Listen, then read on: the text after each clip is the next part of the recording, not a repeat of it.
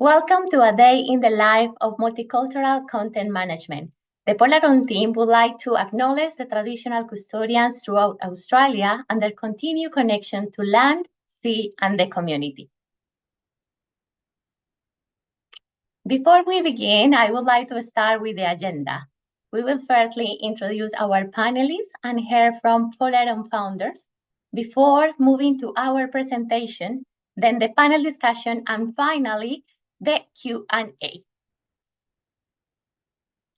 First of all, I would like to introduce Tonina Gucciardo Masci. Tonina is a community engagement manager at Palliative Care Victoria. With an extensive background working with multicultural communities, Tonina is responsible for overseeing all the Palliative Care Victorian multicultural assets and translation project. And Tonina is currently working with Polaron to publish a glossary of palliative care terms in 16 languages. It's wonderful to have you, Tonina, today. Next up, I would like to introduce Byung-Hyun Han. Byung-Hyun is a project coordinator within our language services team here at Polaron and has an active role in working with content management for clients. Thanks for joining us, B.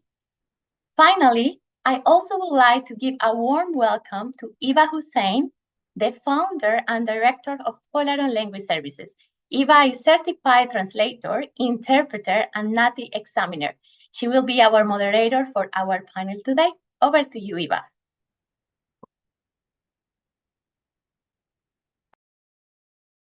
Brilliant. Thank you so much, Daniela, for your warm welcome. And thank you so much for people that have joined us. If you are watching us live on YouTube, you could put your comments and questions there. I will ask our behind-the-scenes magicians to go to the next slide, please.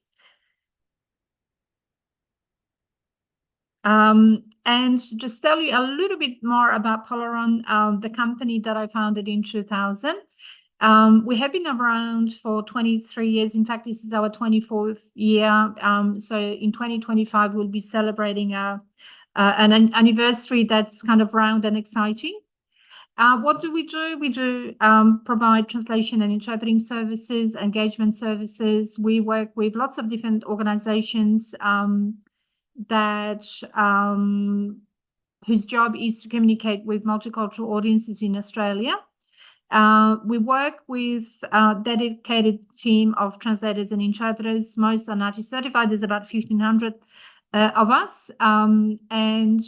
This series of webinars, talks about something specific that we have been working on for the past few years, and that is multicultural content management. I'll hand over to my colleague Byung-Hyun to tell you more about what it means. It is something that is dear to our heart because we do believe that people probably spend too much money and are too confused about translation. So this is one way of managing your content that's more cost efficient and cost effective and all of that. Over to you, Byung-Hyun. Hi, I'm Byung-Hyun, and today I'm going to talk about multicultural content management. Next slide, please. So what is a multicultural content management? Multicultural content management, also known as MCM, refers to the strategic management and optimization of linguistic resources within an organization. It involves the systematic organization, storage, maintenance, and utilization of linguistic assets to achieve specific business objectives. And what I mean by linguistic assets, it refers to any language-related resources that holds value. Next slide, please. So examples of this include written content, spoken content, images, visual content, such as videos, translation and localization resources, and terminology databases. MCM also encompasses processes such as content creation, translation, localization, terminology management, and linguistic quality assurance. Next, please. Why is it important? There are 4 main benefits you could gain from MCM. The first is consistency. With MCM, you can ensure that all translated materials are consistent across languages and throughout your updates to the resource. Efficiency, the translation data will be stored and reused for any duplicate entries, saving time and cost. And quality, in today's globalized marketplace, organizations operate in culturally and linguistically diverse environments. MCM enables businesses to engage with customers, employees, and partners across different languages and cultures, fostering inclusivity and understanding, which leads to an improvement in quality. MCM also helps to preserve your brand in all languages by having guidelines in place to ensure best practices in your translated material. Next, please. How is it achieved? MCM is achieved through centralized asset management, through updates and reusing previous iterations of your works. It becomes more efficient and cost-effective. We can also learn how to speak with your voice. If you have a particular style, it will be important to maintain the same register and tone or messages throughout the translated documents. Also, if you have any important things that you would like to keep or appear in the old translation, MCM is necessary. Next slide, please. An organizational approach or images by reflecting your audience or community you want to talk to. Could be colors that the community prefers to see, or particular ways that or format that community prefers. For example, let's say there's a community with low literacy. They may prefer visual or oral over text content delivery, short and impactful rather than long and detailed. MCM also provides flexibility in working with different translations or collaborative translation projects. Due to MCM, translators will have a better understanding of the project because they have the reference material and keep the same translation style. Next, please. So without MCM, the following problems may occur. Translations projects would be more expensive, starting the project from scratch every time. That will cost both in time and money. Version control issues. The document may change over time. It could be more challenging to manage its consistency over time because you might have changes in your translator or any other reasons. Your brand may be diluted due to negative association with inconsistent messaging. It may confuse consumers and weaken the brand's overall identity. In summary, MCM is a strategic management of language-related resources. It is vital for consistency, efficiency, and quality in translations, which you would like to see. MCM is achieved via centralized asset management, speaking with client's voice, maintaining organizational design. So I would like to conclude that it's a good idea to consider MCM in your multilingual projects. Thank you for listening. Thanks, Min-Hoon. So that was a very fast but efficient way of presenting what multicultural content management is.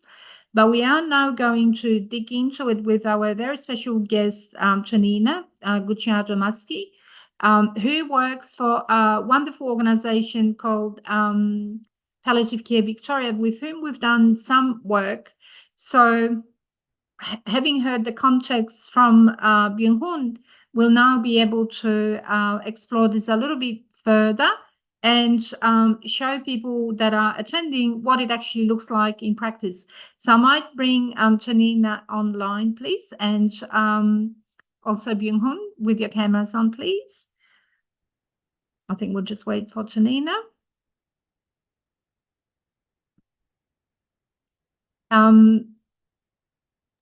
But in the meantime, Byung-Hoon, you've covered, while she's connecting, in the meantime, from your point of view as a project manager, what would be some of the benefits of using a structured management project? Because I think when people in different organizations, particularly in health promotion, when they create content in English, they're very structured with it, right? So it should be no different when it's produced in other languages. Are there any other benefits that you can think of? So not everyone speaks all languages. So and which might place you in an awkward situation that you don't know how to read the translated material, so you can't do really a quality assurance process. With MCM, that provides more peace of mind in your output because you have your structure guideline and your glossaries that you can refer to, and you know which terms that are necessary or important are translated into same term every time with the same tone and voice register. So that I think that's probably one of the big benefits. Yeah, thank you for that. And I think, Janina, if I could bring you in, palliative care as a topic, as a subject of many a conversation, whether it's in a medical context or aged care or at home within families, can be challenging from all kinds of different reasons, because the topic is difficult, and in some cultures, some languages, that's further made complex. Tell us a little bit more about what you do. Firstly, what does Palliative Victoria do? I know, but maybe our audience doesn't.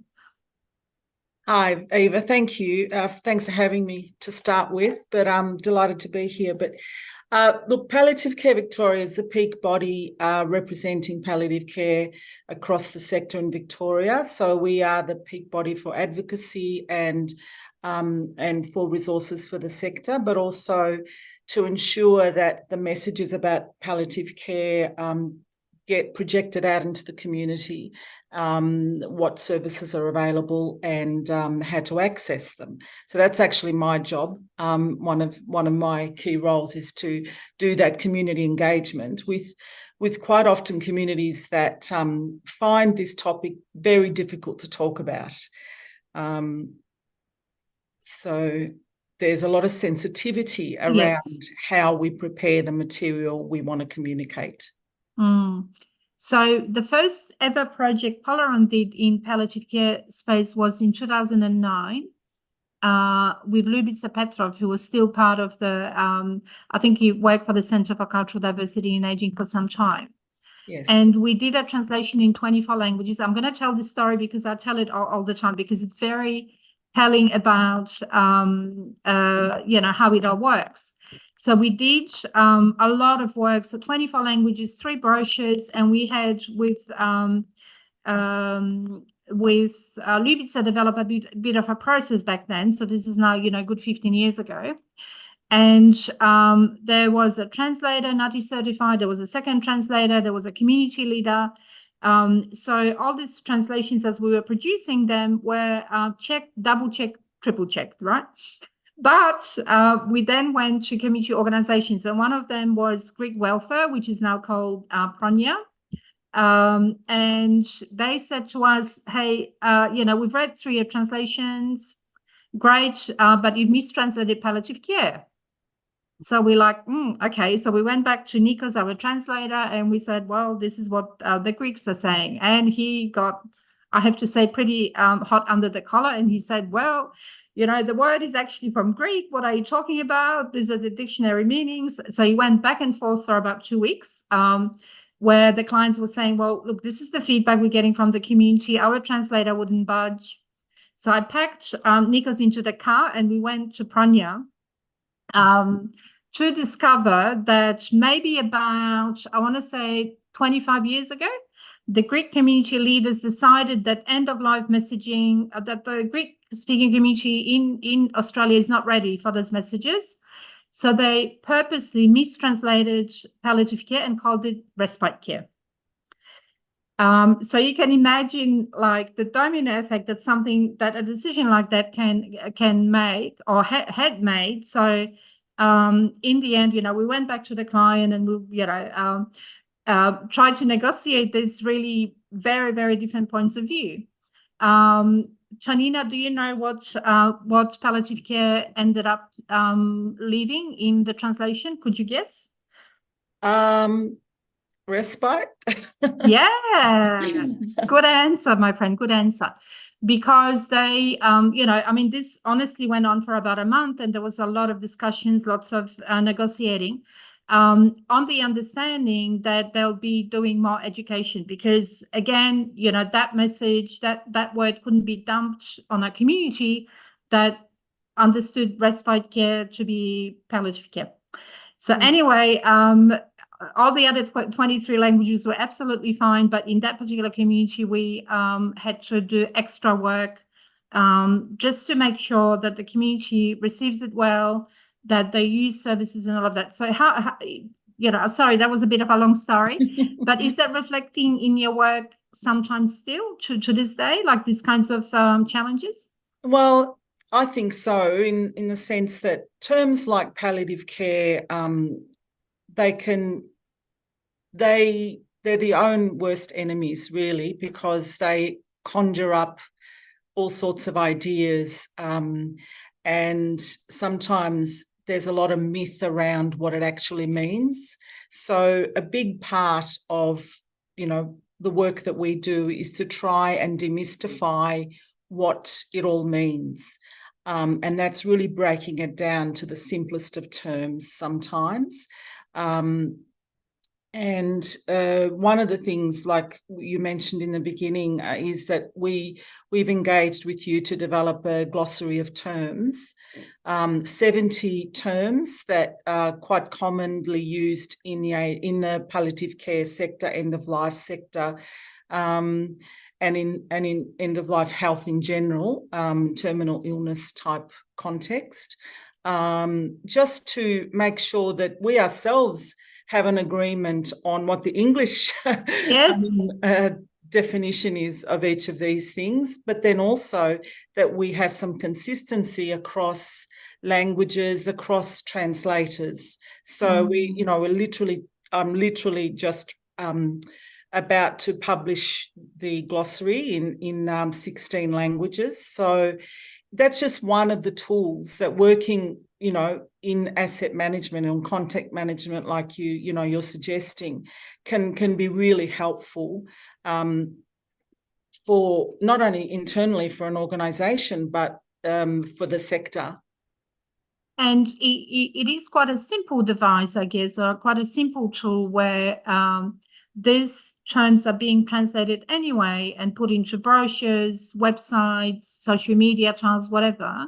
But it's about pulling those key terms and agreeing on how we're going to translate it into Greek and Dari and Arabic or whatever the languages may be, so that next time there is something to be translated, the translators have an agreed term that has been workshopped with the community, that doesn't carry any heavy what's the word, like it's not it's well workshopped, it's agreed on, it doesn't carry any stigma or any sort of connotations or secondary meanings that could really put people off from using the service, right? Because at the end of the day, we have mostly elderly people that will be using and making life decisions about this, and their families, right?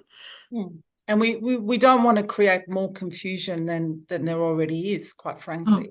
Yeah, and I find that, of course, language is something that is not static, it keeps changing. And I think for some of the communities that have been in Australia for a long time, they speak a bit of a hybrid. I think Italian is a very good example. You are fluent in Italian, Tonina. Has the language changed over time? Tell me. Oh, yes, absolutely. And I even noticed in the glossary that that the translators have chosen to maintain some of the English words in the translation, because it's just such an evolving thing. And of course, having been here for a couple of generations now, Italian has evolved enormously and is much more au fait with some of the Englishness of the language as well. So yeah, well, that's of course absolutely true. And also people that are exposed to the English language in Australia, even if they're not fluent, they might know words only for certain things in English, like dementia is a good example. So for the communities here, it's therefore really important to work with local translators so that they can bring their perspective and understanding of how the language works here. A highly accomplished and highly educated translator from Italy probably wouldn't do justice to the information that we use here, because it's not that pure, I guess, Italian or Greek or whatever that is changing in a different direction altogether in Italy or Greece, right? Yeah, absolutely. So as a health promotion organization, what do you do to manage your, well, first of all, your English content, because given what we've just said, the English language probably changes as well, and the way that we talk about certain things changes. What do you do at your end to manage your English content in the first place?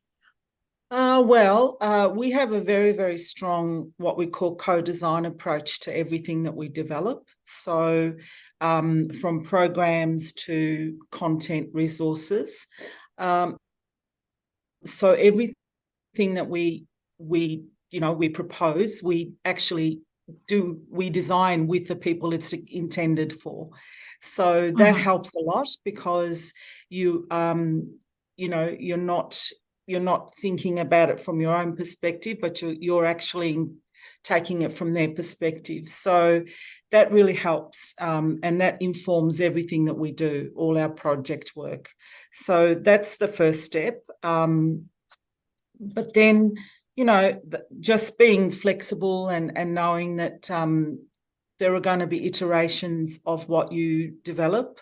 I know from the work which you would be aware of with the, we've recently released a project called, launched a project called Dignified and Respectful Decisions. And it's a huge project which involves a whole lot of assets, including a website and multilingual resources, etc. And, when the material was first written, like there were just tens of thousands of words, in this website, for example. And when we had to actually go through the process of culling the material right down, we've ended up with, maybe just a few thousand words, thousands of words, or tens of thousands of words. You know what I mean? So yes. you really have to think very carefully what perspective you're giving the content, so that it's easy to read. For example, it's simplified for your audience, and that goes for translated materials too. Yeah, of course. And I think people consume information differently nowadays, and I think there are different levels of literacy, digital literacy. So I think your approach is to try and present the information in a way that's easy to digest, easy to make decisions about.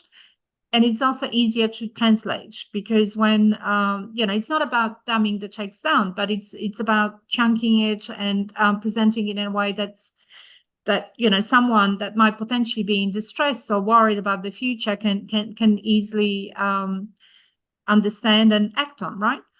Well, I think it's actually a really, it's a complex skill, and not everybody has it. To be able to reduce text to what we call plain language, to take away all the fluff, is actually a skill in itself.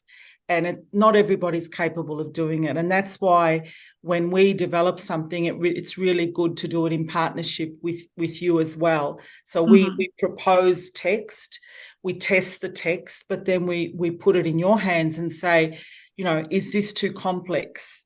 Does it need to be further simplified so that it can be translated? Is it filled with too much jargon, etc.? So that's a really important part of the partnership with content management. And also having a style guide has been really, really useful also, because it informs every time you think about doing a translation, you have a guide, how to prepare the information, what to think about, how to use the acronyms or not use the acronyms, where to use English, where not to use English, etc. So, we found that really, really useful, the style guide. And I think palliative care, Victoria, the reason we really, and I'm not just saying it, Janina, but the reason we really love working with you is because of how engaged and passionate you are about language, communication, education of whoever this information is for. Because I always say that, but I'll say it again, that at the end of every brochure, there's a person that will read it, feel like they are getting the right information and can act on it. Or, people don't put it up in a frame on their wall. It needs to be something that informs, educates, and helps people understand the system, because it's sometimes not even the language, right? It's just the system that's so difficult to explain and kind of simplify it in a way that people can feel safer in whatever decisions they make. Absolutely. I mean, it has to be accessible. That's the bottom line to any piece of communication. And if we're not taking these steps in our planning and thinking very carefully about each step of the process, we can end up with a very expensive mistake. And Right. we don't want to go down that road. We want to try and mitigate those mistakes at every point in the process. And it's very easy to miss the mark on these things if you're not very careful. So for me, it's about, it really is a partnership with a translation organisation like yours, where you bring in the expertise around how to communicate what we want to communicate. So we're the experts in our content, but you're the experts in how to get that message out in a fashion that's really accessible. Well, that's right. And I think, those organizations that really care about the communities they serve will go that extra mile and will invest time, because it's mostly time and commitment to really actually understand that if you do all this work ahead of time, then everything else will be, and Byung-Hun showed it to us earlier, it'll be faster, it'll be more cost effective, it'll also be more accurate, there'll be more uniformity amongst the assets that we're creating. So there's lots of benefits. And if you don't do it, then I know of organizations that have iterations of translations that aren't being managed properly because something may have changed in English. Like, it could be quite a key term. So this is from another context, but this morning I went to a conference where they were talking about mental health. And at the moment in mental health in Australia, we use the recovery model, or we talk about recovery, in NDIS and mental health, generally speaking. But now they started talking about growth model. Okay. Guess what? It's going to take 10 years before our communities understand what it actually means, because we've taught them about one particular thing and they know it, but no one's thinking of all of that education that needs to happen. And it takes time, because, the terminology, we're still developing it even in English, but I think it takes quite some time. And I think that's one of the things you've said earlier, that sometimes the messaging doesn't get to the community as quickly as it perhaps should. Yeah, but also, a good translation will stand the test of time as well. So if you don't have a translation that's loaded with jargon of the day, then you can, it's transferable, much more transferable to, to something more contemporary. This is what I'm finding. When I got to Palliative Care Victoria, last year, I was really surprised to see that the resources that had been developed, many, many years ago, prior to, to my start, are still really, really valuable now, because they applied.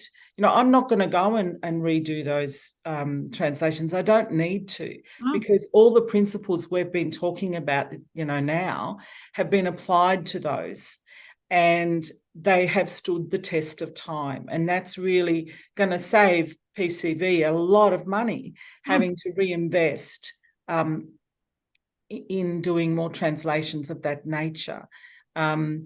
I did want to say just one thing, and that is that, I'm really pleased that as an organisation, because, I've had a lot of experience with other organisations in this space, but as an organisation, we really, multilingual information is never an afterthought. We're never trying to retrofit our English stuff into another language. We are always thinking about and planning for and allocating resources to multilingual information. So as you know, for example, with the DARD project that I mentioned before, the Dignified and Respectful Decisions project, money was allocated at the very, very, when we applied for the money, to make sure that we had enough in there for the multilingual content. And that makes all the difference in the world, if you ask me.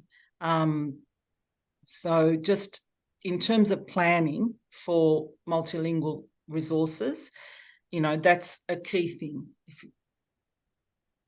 And I think it is down to kind of personal passions, commitments, and organizational approach to not just management of the content, but your philosophy, right?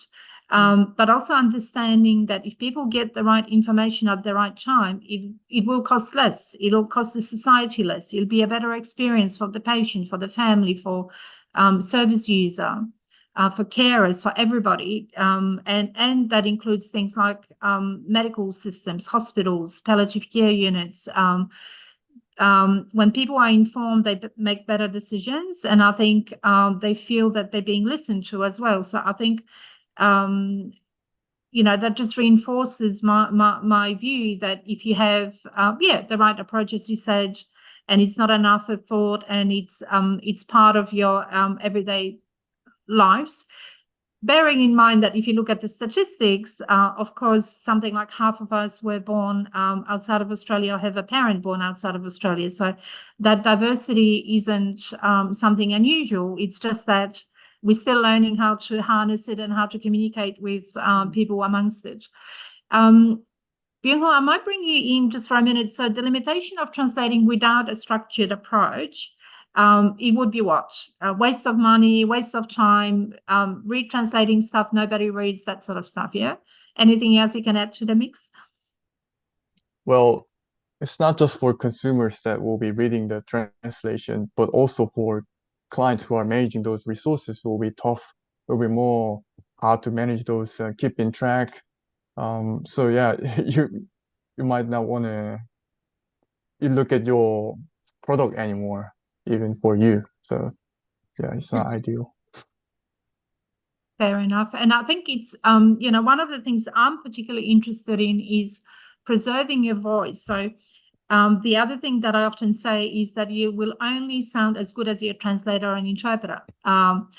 So you can put a lot of effort into, we see that all the time. People put a lot of effort into their resources in English, and they come to us and say, well, can you translate this into 10 languages? As if all these 10 languages and communities were the same. So you do need to ask the community how they would like to receive the information. Are there any particular terms that they might find challenging even? And of course, the thing, and this is the case for any community, is that people have opinions. So then how do you navigate people's preferences, opinions, style preferences, and all of that? So if you have a structured approach to managing those multilingual assets, then there's less of a chance that that we'll have an example of what I've described earlier with Palliative Care Australia. 15 years on, I think all that education now happened, and it's great to see that they were very engaged and cared, but in the end, we empowered the client to make those decisions as well, because we can give all the advice, but there are budget constraints, there are, all kinds of things behind the scenes. So I think it's still a good idea for anyone that manages any multilingual content to have a system, because it just can empower the client and also the communities you serve. Right. So, okay, we have a few minutes for questions. So I think it'll be our wonderful Daniela that will ask them. We've had quite a discussion online there. So over to you, Danny.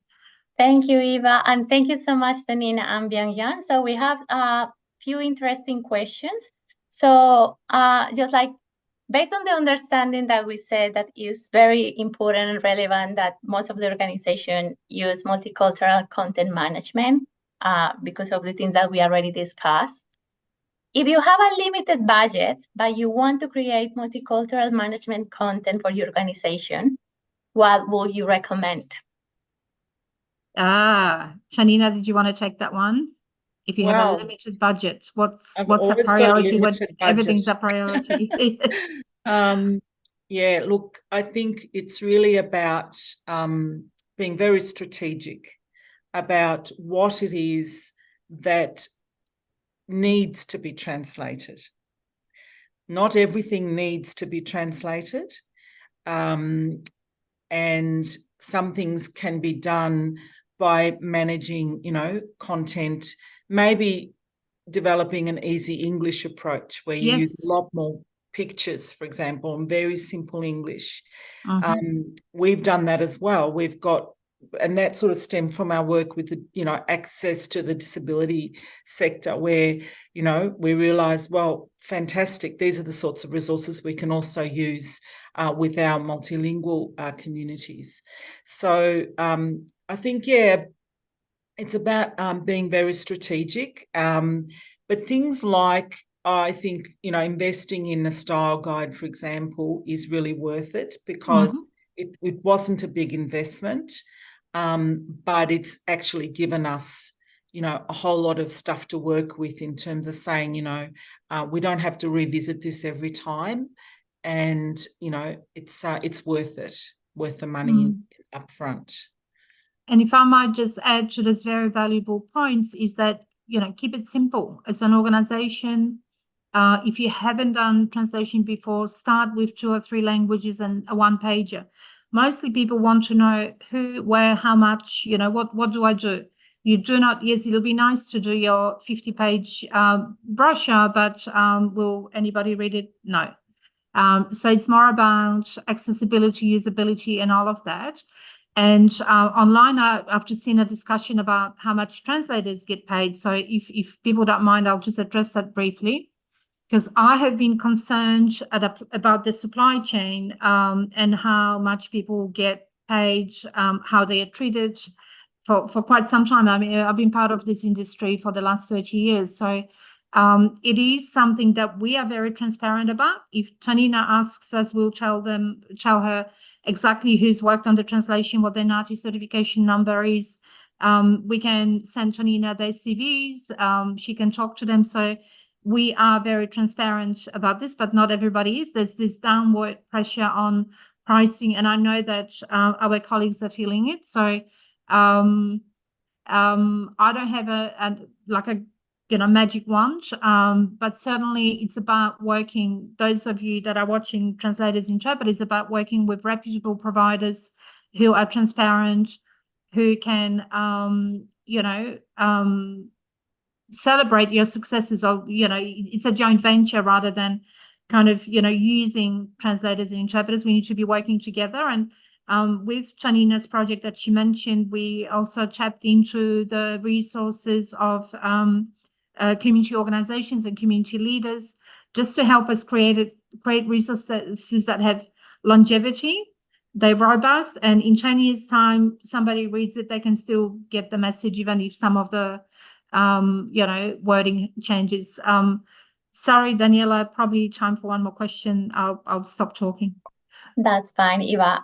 Yes, I think that we have time for one more. Does the client own the content management when this is created, or does the language services provider? Absolutely the client. That is one of the things that I am a big advocate of, because one day, if you're not happy with Polaron, you can check your content, you can check your glossary, you can check your style guide and go elsewhere. And I think it's also about empowering and engaging clients into the journey of translation. because for topics such as end of life, palliative care, difficult, challenging stuff, you still need humans. Yes, technology comes in, you can have, fancy software that does all kinds of things, but you still need a human being to vet it, to make sure that it's written for humans. Have I said the right thing, Tanina? Anything else you'd like to add? Oh, look, I think it's really that human element is really critical in an area like this that is so sensitive. And, again, that's the resources that you need into the community. You have to accompany your language, in language material with a person, unfortunately. Otherwise, it doesn't always, get to the destination. It really, you have to be able to be at the end of a phone if somebody needs to call you and ask you a question about it. It's a complex scenario, and it's all about, taking that holistic approach to community engagement, really. Yeah, I don't know about you, Tanina, but I often do think when I'm older, much older, if I am in a aged care facility, will people just look at my surname? What sort of food will I be served? Will I get an Arabic interpreter? Will anyone actually will I be talking to robots? Like, the world's heading in very interesting directions, but I think when it comes to communication, we definitely still need humans. And I think just going back to who owns the content, they've definitely the client, because they created it. We may have assisted them, the client, in supporting them in, things like technology or working with translators, but at the end of the day, they can take the content and take it elsewhere. I think we might have time for another question, Daniela. Okay, let's go for another one. How best can organizations collaborate with translators to create those multicultural content management? Tanina, would you like to? I'm happy to speak to that. Go for it. I think from my perspective, or from our perspective, it really is, as I said, it really is about taking it as a partnership. It's it can't really happen unless you consider it, you take advice, you seek advice from the translation, company, and they help you in all your planning early on in the piece. So to me, that's, as I said before, we're the experts in our content, but they're the experts in how to communicate that. So I wouldn't be able to do it without taking that partnership approach with you. And it's just peace of mind. Also, the fact that you will be able to see things that I can't see or don't understand. For example, the importance of doing the community approval process. Some people might say, oh, well, we don't really need that. That's, but then when you walk us through the importance of that, it becomes really apparent that that's a key part of making sure that we can develop a product that gives us peace of mind, but also, is done correctly for the communities that it's aimed for. And translations can be also a great learning experience for organizations, as in you learn about the community. If you do it the right way and engage communities, that they will also disseminate your information when they know that it's available, that it's of good quality, and it's to help the community. So I think there are many benefits of working in a collaborative manner on translations. Not everyone, not for everything. Like if it's a flyer about barbecue at a community center, not a problem. You use Google Translate if you want. But there are very important conversations that we are having with the community that, it is essential to have qualified, experienced local translators, community leaders, and also organizations like Palliative Care Victoria that are just so passionate. I'm not joking, but whenever I get an email from Tiffany or from Tanina, it makes me smile, because they're so positive and genuine in their work. So On that note, I'm just going to hand over back to Danny just for a few words of thanks. But personally, it's just such a privilege working with you, Tonina. So thank you for spending your afternoon with us. There's been lots of discussion, but I think, initiatives such as this of actually presenting a client perspective can help our language professionals understand some of the challenges. Over to you, Danny. You have got 30 seconds. Great. So if you have any language services requirements, if you want to talk further about multicultural content management, please contact me at daniela.g@polaron.com.au. Also, please subscribe to our YouTube channel and follow us on LinkedIn. It's very easy to do. Only you have to scan the QR code that you see on the screen. And if you have any feedback for us, please fill out the survey that is in the comment section. And big thank you to Tonina, Bian-Yan, and Eva. It has been amazing listening to you. And thank you once again to you all for joining this webinar, and we hope you enjoyed. See you next time. Thanks heaps, everyone. Take